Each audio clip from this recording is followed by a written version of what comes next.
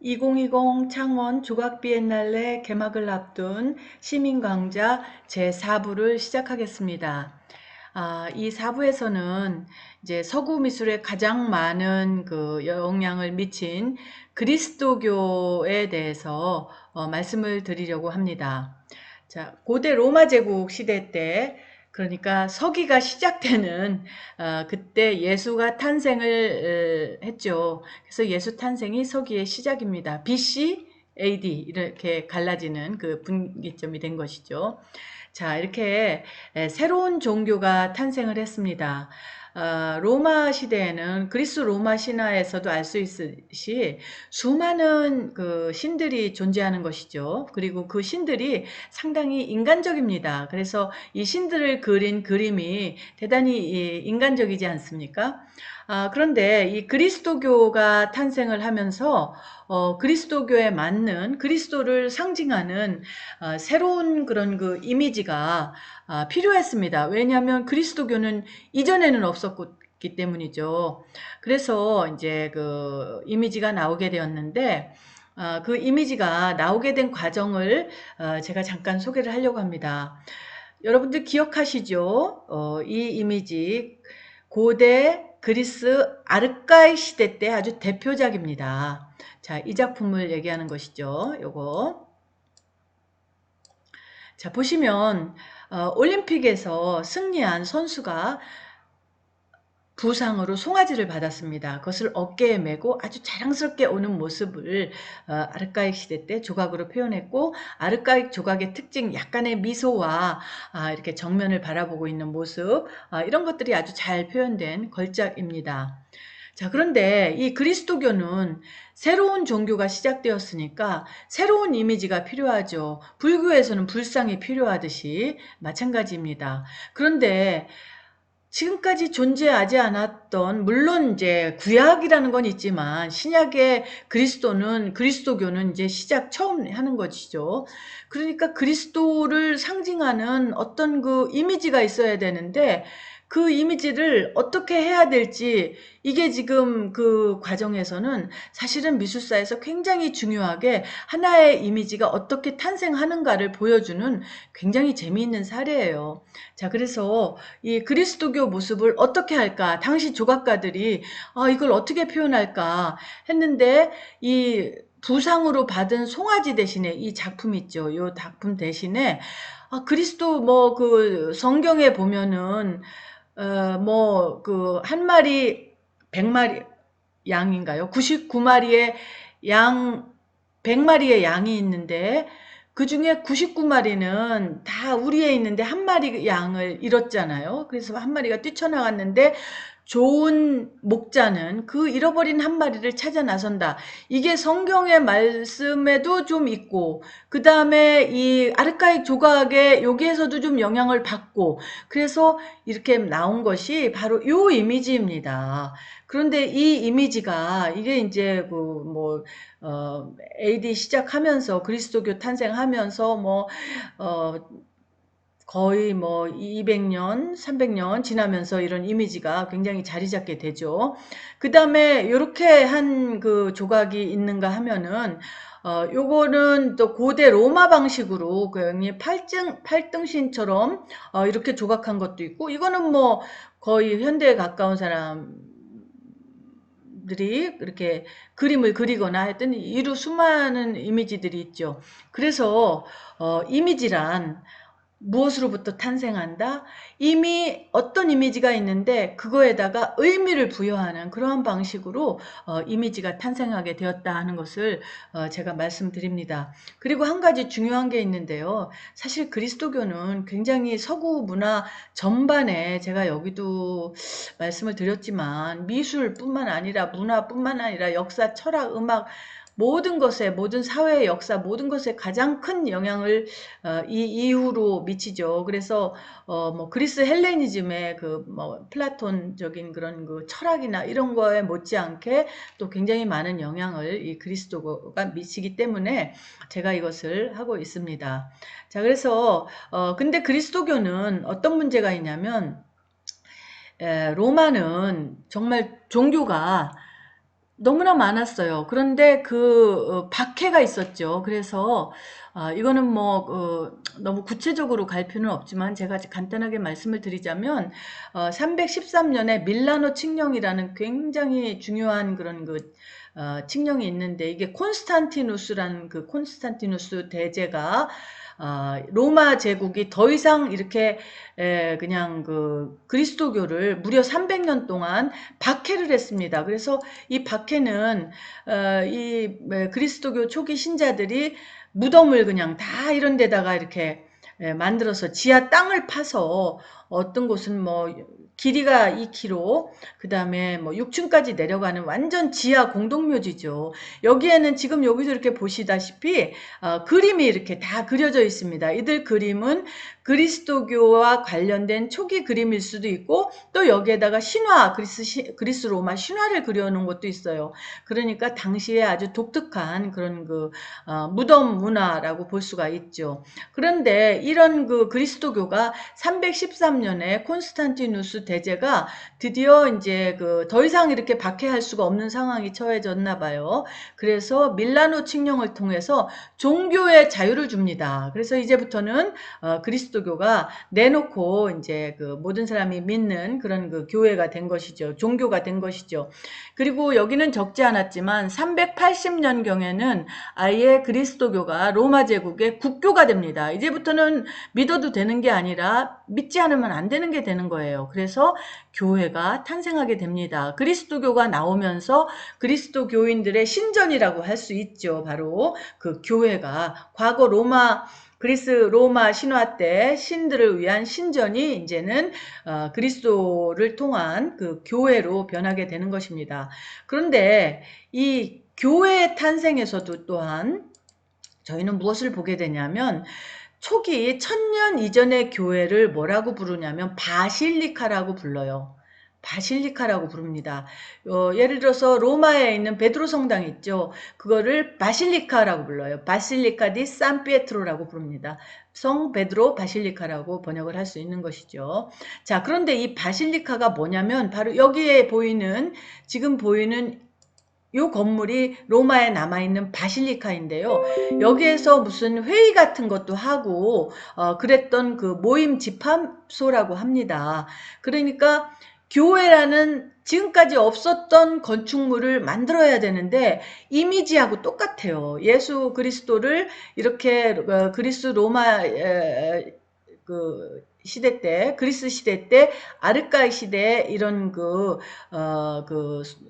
청년이 우승한 청년을 모델로 삼았듯이, 건축물에 있어서도 바로 이 바실리카를 모델로 삼았습니다. 그래서 바실리카가 이렇게 길게 늘어져 있는 건데, 그것을 여기 몸체로 하고 여기에 십자가 모양을 더해서 바로 이 교회가 나왔고, 교회 형태가 처음에 나왔고, 그것을 바실리카라고 부르는 것입니다. 그래서 이쪽 몸쪽 대부분 이렇게 십자가로 생겼어요. 초기 교회도 그렇고 지금도 뭐 그렇게 많이 합니다. 이쪽 부분을 몸신을 따서 배라고 생각을 하고 네이브라고 부르고요. 그 다음에 이쪽은 날개 부분이다 해서 트란셉, ing랑이라고 부릅니다. 그 다음에 이쪽은 앱스죠. 요 바깥에 이렇게 둥근 앱스. 그래서 보시면은 이 교회가 이런 부분으로 신랑이죠. 이렇게 신랑, ing랑 요 부분. 그 다음에 앱스는 여러분도 잘 아시지만 초기에는 이렇게 납작하게 됐네요. 나중엔 둥글게 되죠. 이런 교회가 탄생을 하게 되었습니다. 자, 그러면 또 하나의 큰 사건이 무엇이 일어나냐면 476년에 로마 제국이 멸망을 합니다. 여기저기 제가 표시를 해놨죠. 476년 로마 제국이 멸망을 합니다.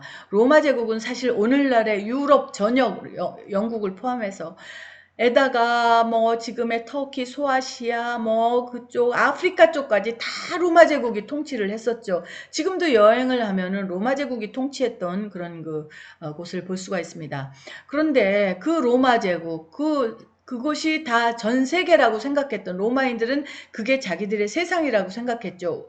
세계가 전부 그거라고 생각했는데 그것도 로마 제국도 무너집니다. 멸망을 합니다. 멸망의 원인은 수많은 이민족들이 아주 그냥 그 지역마다 곳곳에 침투를 해서 마지막에는 완전히 지구상에서 이제 이 서로마 제국이 멸망을 하는 그 시기까지 오는데, 그래서 이를테면 오늘날의 그 유럽의 그 나라와 민족이 바로 이 476년부터 1000년까지 하이 메디발이라고 하는 고중세라고 우리말로는 번역을 할 수 있는데, 이 시기는 아주 그 예전에 로마 제국의 수많은 민족들이 이제 그 뭐라 그럴까 정복을 하는 것이죠. 그래서 이탈리아 쪽에는 예를 들어서 롱고바르도라는 그 민족이, 영국에는 뭐 켈트 민족을 비롯한 다른 민족들, 독일에는 게르만 민족, 프랑코에는 프랑코 민족, 이런 식으로 해서 이 민족들이 지금의 유럽을 점령을 하게 됩니다. 그래서 1000년까지는 아직 전쟁 상태예요. 나라가 따로 생기지도 않았어요. 그래서 이때까지 그 당시 기록을 보면 정말 엄청난 그 참혹한 그 전쟁의 상황이었고, 굶주림이 있었고, 페스트가 있었고, 흉년이 있었고, 그러니까 로마 제국 이후 이 1000년까지는 아주 그 뭐가 잡히질 않은, 계속 침략이 계속되는 그런 그 상황이었다고 볼 수 있습니다. 그런데 지금 제가 보여드리는 이 이미지는 보면은 완전히 여러분들 제가 지금까지 보여주었던 그 그리스나 뭐 이집트나 로마나 이런 라틴 쪽에,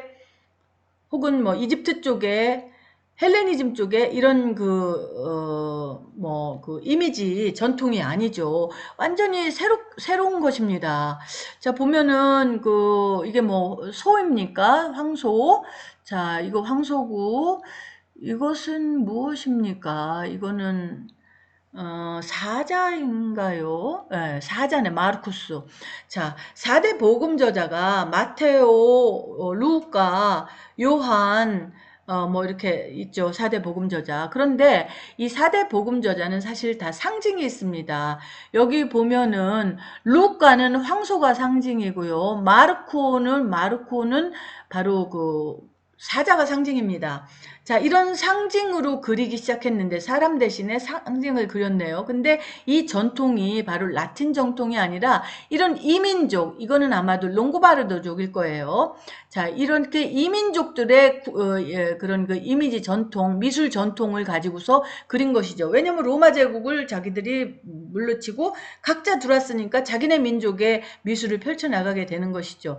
그래서 굉장히 중요한 것은 이 시기에 이제 그 과거의 그런 그 영광스러운 로마, 제가 조금 일부에서 3파트까지 했던 그런 전통이 아닌 새로운 그런 미술 전통이 시작된다. 그것이 사실은 오늘날에까지도 영향을 미치고, 바사리가 중세는 쇠퇴했다고 제가 그 얘기를 했었죠. 그 사람은 바로 이런 이민족의 미술을 굉장히 쇠퇴한 것으로 본 것입니다.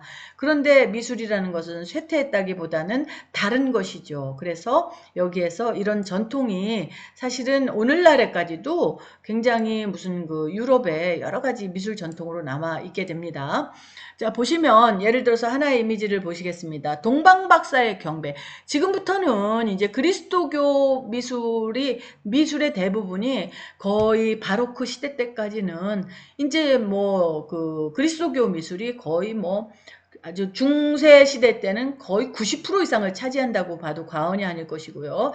르네상스 시대 때에도 뭐 굉장히 많은 비중을 종교 미술이 차지하고 있습니다. 그래서 대단히 중요한 것이죠. 종교 미술이기 때문에 그 그리스도교 미술의 그 성경의 이야기를 그림으로 표현하는데, 예를 들어서 동방박사의 경배입니다. 동방박사 세 사람이 나와야 되죠. 자, 여기 성모 마리아와 아기 예수가 이제 경배를 받고 선물을 하나씩 받고 있습니다. 자, 여기 보면은 어딘가에 별이 있어야 될 텐데요. 별 보고 오니까. 자, 이 이미지를 보면 사람이 우리가 지난번에 봤던 그 이상적인 그런 아름다움이 아니라 다 뭔가 문양화 시켰어요. 그렇죠. 이렇게 문양화 시키고 이런데도 아주 장식. 그래서 이 이민족들은 이런 장식은 굉장히 정교하게 잘하는데, 이런 그 인물이나 동물이나 이런 것들은 아주 그 예전 라틴 전통의 그런 사실적인 그 묘사 능력이 아니었어요. 전혀 다른 것이었죠. 그래서 이런 식으로 표현을 하게 되었습니다. 자, 그런데 저는 여기서 재미난 것이 동방박사 세 사람의 경배. 이 사람들이 선물을 하나씩 다 뭐 가지고 온다고 그러죠.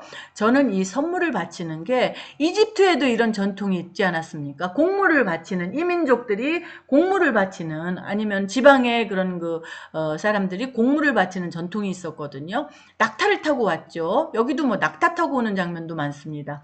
그래서 이 이미지도 바로 저는 이런 이전에 그런 이미지에서 영향을 받을 수 있었다라고 저는 생각을 하고요.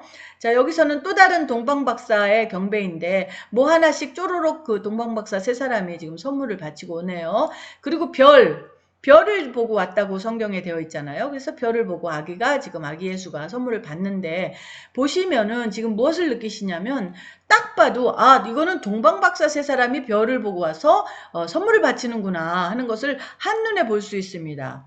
다시 미술이 종교 미술로 가면서 아주 핵심을 명확하게 표현하는 데 중점을 뒀지, 이렇게 막 지금 아래 보이시는 것처럼 이렇게 그냥 고대 미술의 아름다움, 그 자체의 물성, 인체의 아름다움, 이런 거를 표현하고 이상적인 뭐 이런 거가 아닌 것으로 돌아간 것을 볼 수 있어요. 자, 이것은 굉장히 미술이, 이게 오히려 후대 작품인데 굉장히 변하고 있는 것을 볼 수 있습니다. 그래서 마치 이집트 미술이 그랬던 것처럼 그리스도교 미술도 목적이 분명하다 보니까 그 목적에 더 맞추고, 일단은 그 미술가들도 이렇게 명료하게, 더군다나 그 당시에는 글을 읽을 줄 아는 사람이 없었기 때문에 글을 읽을 줄 모르는 사람에게 그림이나 조각이 굉장히 그런 교육적 효과까지도 주는 그런 것이 있거든요. 그래서 명료하게 실수하지 않게 정확하게 성경의 뜻을 알리는 것으로 갔습니다. 그래서 이제 미술이, 이거는 고대 로마의 회화입니다. 너무 아름답죠. 정말 뒷모습으로, 이 미술가들은 뒷모습으로 표현하는 걸 굉장히 좋아합니다. 뒷모습으로 표현했을 때 진짜 그 앞모습보다 더 아름답게 뭔가 여지도 남기고 표현할 수 있기 때문이라고 하는데요. 정말 여기서 공간도 보이고 팔등신의 이런 미술이 이렇게 변했다는 것을 보면은 조금 놀랍기는 하죠. 그래서 시대가 앞으로 간다고 해서 계속 미술은 발전하는 게 아니라 그 시대의 어떤 특징을 그리고 그 양식도 완전히 사실적인 것에서, 오히려 사실적인 측면에서 보면 퇴보했다고 볼 수 있잖아요. 고전주의 측면에서 이상적인 미술이 아니잖아요. 그래서 바사리는 이 중세 미술을 그렇게 쇠퇴했다, 다시 르네상스 시대에 들어와서 성장하기 시작하고 발전하기 시작했다라고 보게 된 것입니다. 중세는 로마 제국이 멸망한 476년부터 르네상스가 시작되기 전인 1400년까지의 대략 1000년의 기간을 가리키는데요. 지금까지 말씀드린 1000년까지의 미술이 아직까지 뭔가가 형성을 하는 그런 형성기였다면, 첫 번째 밀레니엄이라고 할 수 있죠. 이 1000년이 되면서 미술 양식, 유럽 전역에 아주 일관된 공통된 미술 양식이 탄생이 됩니다. 그것이 바로 로마네스크 양식이에요. 자, 로마네스크 양식인데, 이 양식은 대략 1000년경부터 1150년에서 1200년까지 계속됩니다. 로마 제국 이후에 첫 번째 통일된 미술 양식이라는 것이고, 오늘날의 독일, 프랑스, 영국, 이탈리아, 스페인, 이런 국가의 국경이 이 시기에 이제 어느 정도 정리가 됐습니다. 그래서 그 국가가 탄생을 하고, 이 언어, 독일어, 프랑스어, 영어, 이탈리아, 이런 것들도 요때 다 정착이 되고 나름대로의 문화가 형성이 되고 예술이 형성됩니다. 그래서 그런 문학도 요 무렵부터, 이제 좀 지나서부터 그 나라 고유의 문학이 탄생이 되는 것입니다. 그러니까 굉장히 이제 중요한, 유럽의, 오늘날의 유럽의 실질적인 시작이다, 이렇게 봐도 과언이 아닐 것 같고요. 그래서 오늘날에도 여행을 하시다 보면은 이런 그 중요한 오래된 도시들 가면은 고도 고도시들이 있죠. 그러면은 그 첸뚜룸이라고 하는 그 고시가지, 고도시 고시가지를 가보면은 바로 이런 성당이 있고 교회가 있고 그 옆에 시청이 있고 이러면서 광장이 있고 도심이 형성되는 것을 볼 수 있는데, 이 로마네스크 양식의 아주 로마네스크 양식은 제가 지금부터 꼭 이제 보여드리고 싶어서 이것을 이제 계속하고 있는데요. 아주 재미난 그런 그 조각들이 있습니다. 그것을 이제 보실 텐데, 일단 이렇게 광장이 있고요, 교회가 있고 시청이 있고, 이 광장이 사람들이 모여서 여기서 행사도 하고 시장도 벌이고 뭐 회의도 하고 여러 가지 일을 벌이는 겁니다. 그러니까 바로 이런 곳들이 바로 관광지가 되는 것이죠. 자, 그래서 그 이전의 거는 사실은 그냥 유적이지만 지금 요 로마네스크 정도는 오늘날 관광객들이 다 실제로 방문해서 찾아볼 수 있는 그런 그 지금까지도 살아있는 공간이라고 할 수 있습니다. 대표적인 것이 여러분들이 모데나 그 대성당인데요. 모데나는 세 가지가 유명하겠네요. 첫 번째는 이 대성당 때문에 유명하고, 두 번째는 파바로티의 고향이어서 유명합니다. 그 다음에 또 하나는 이탈리아의 경주차가 페라리라고 있죠. 그 페라리의 공장이 모데나에 있습니다. 그래서 아주 유명한 도시고 실제로 가보면 참 아름답고 한적하고 좋습니다. 자, 그러면 지금부터 로마네스크 건축과 그 조각을, 무엇보다도 조각에 대해서 설명을 해드리겠습니다. 로마네스크 건축은 언어적으로 보면 로마적이다 이런 뜻이에요. 로마네스크, 로마식이다. 그러니까 로마 제국이 있었죠. 그런데 그로부터 이제 1000년에 이르러서 첫 번째 통일된 양식은 무엇을 표현했다? 바로 로마로 돌아갔다 이겁니다. 로마의 건축의 가장 큰 특징은 아치입니다. 자, 이 로마네스크 건축을 보면 다 아치로 되어 있어요. 크고 작은 아치가 모여서 바로 로마네스크 건축물을 형성하고 있는 것입니다. 뭐 이제 이런 교회뿐만 아니라 그 당시에 지어진 그런 그 일반 건축물도 뭐 성이나 캐슬 같은 것도 다 이런 식으로 아주 딱 보면은 로마네스크는 특징이 드러납니다.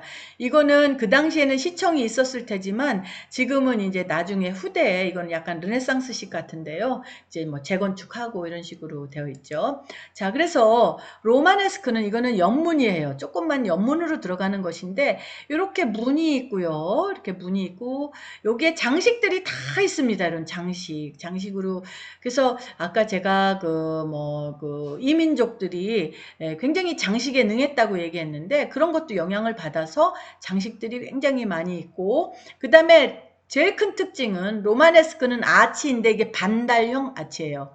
이렇게 반달로 딱 되어 있습니다. 나중에 고틱을 보게 되면 이게 굉장히 더 이렇게 뾰족해지죠. 근데 로마네스크는 이렇게 딱딱 반달이어서 여러분들이 유럽에 가도 딱 이렇게 딱 떨어지는 반달 모양의 뭐 건축물이 있으면 이거는 로마네스크 시대 때구나. 그러면은 연대상으로부터는 1000년에서 1200년 사이겠구나 하면 틀림이 없습니다. 나중에 무슨 네오 로마네스크처럼 뭐 1800년대 로마네스크 형식으로 다시 지은 그런 게 아니라면 대부분 그렇습니다.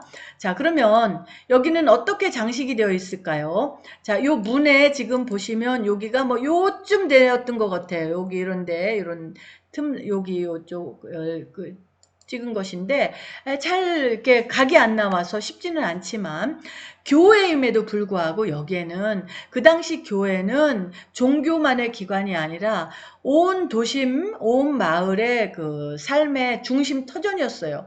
그래서 거기서는 일반인들은 사는 것이 얼마나 고달팠겠습니까? 근데 이 멋진 어마어마한 그런 그 건축물이 여기 들어서고, 거기에는 종교적인 이야기뿐만 아니라 이렇게 여기 어거스트, 세템버, 이거는 뭐 8월, 10월이네요.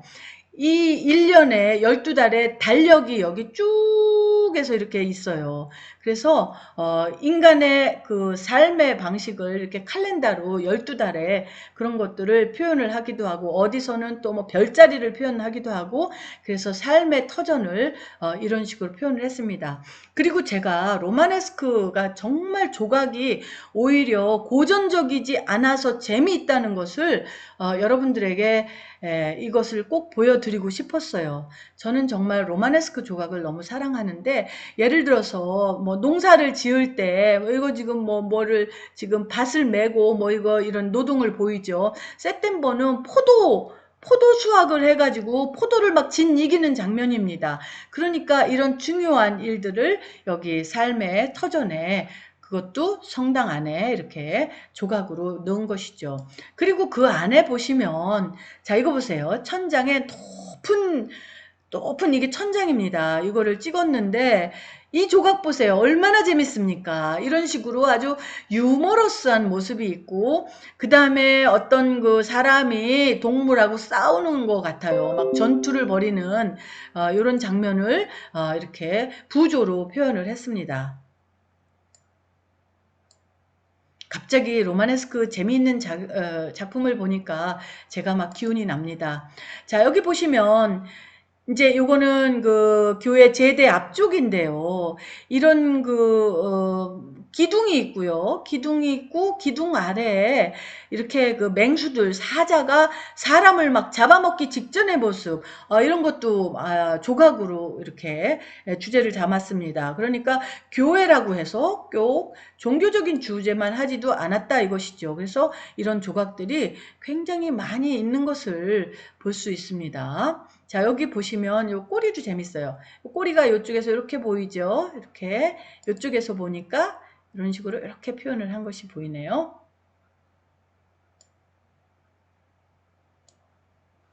그 다음에는 자, 이 교회의 모습이고요. 저쪽에서 쫙 비쳤을 때 이렇게 아치로, 실내도 이렇게 다 아치로, 아까 제가 여기 보였을 때 회중석이라고 할 수 있죠. 신랑이라고 교회의 모습, 신자들이 앉는 부분이고, 여기 제대가 있고, 이런 식으로 되어 있고, 이런 거는 이제 기둥머리라고 하죠. 기둥머리는 많은 경우에 로마네스크 시대 때는 고대의 그 유적들이 있었을 거 아니에요.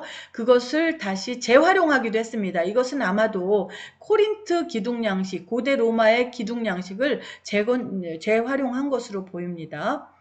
그리고 이제 이 교회 밑에는 아래층으로 내려가면 이렇게 크립타라고 부르는데, 여기에 많은 그런 그 교회와 관련된 인물들의 뭐 묘지라고 할 수 있습니다. 여기에 이제 유해를 곳곳에 묻었는데, 모데나 대성당은 정말 로마네스크 조각이나 건축으로는 유럽 최고로 칩니다. 이탈리아에서도 아주 로마네스크로는 모데나가 최고 대표적인 성당이에요. 그래서 보시면 무엇이 굉장히 재밌냐면, 이 지하층에 있는 여기 다 수많은 기둥숲이 있는데, 이쪽에서 보면 더 길게 되어 있습니다. 이 기둥머리가, 이거 기둥머리라고 그러죠. 기둥이고 기둥머리인데, 로마네스크의 조각은 이 기둥머리를 통해서 장식을 많이 했어요. 그래서 여기를 아주 재밌게 했는데, 이것을 몇 개를 보시면 이런 식으로 요 사각을 여기 한쪽에 얼굴로 이렇게 겹치게, 여기 이쪽에서 보면 요거 반쪽이겠죠. 이쪽에서는 요거 반쪽이겠죠. 이런 식으로 해서 아주 기하학적이면서도 유머러스하면서도 재미난 조각들이 있고, 자, 이런 거 보시면 아까 제가 천년 이전에 그 이민족들의 그 미술 전통은 이쪽 그 라틴 쪽과는 다른 그런 장식적이고 복잡하고, 사람은 잘 못했지만 이런 거는 굉장히 이 사람들이 더 능했을 수도 있다라고 말씀을 드렸는데, 바로 그런 전통이 여기에서도 이렇게 보입니다. 그래서 로마네스크 조각은 어쩌면 이런 이민족들의 그런 그 조각이 아주 그 나름대로 최대한으로 정제된 그런 그래서 통일된 양식으로 표현될 수 있었던 그런 미술 양식이라고 생각이 됩니다. 자, 보시면 이제 이렇게 굉장히 재밌어요. 이런 아주 실제에서는 존재하지 않는 무슨 아주 그 환상의 그런 동물 같은 것도 있고, 사람의 머리를 한 동물도 있고, 뭐 이런 식으로 날개 달린 동물도 있고, 뭐 이런 식으로 여기는 또 굉장히 어, 아칸토스, 그리스 전통이죠. 이런 그리스의 또 고전적인 그 전통의 모티브를, 장식 모티브를 쓰기도 하고, 그러니까 굉장히 혼합된 것. 이것이 바로 유럽의 그 미술의 큰 파트를 차지하는 것입니다. 자, 이것도 굉장히 재미난 조각들인데요. 보시면은 이렇게 사람을 이 기둥 머리에다 꾸겨 넣었어요.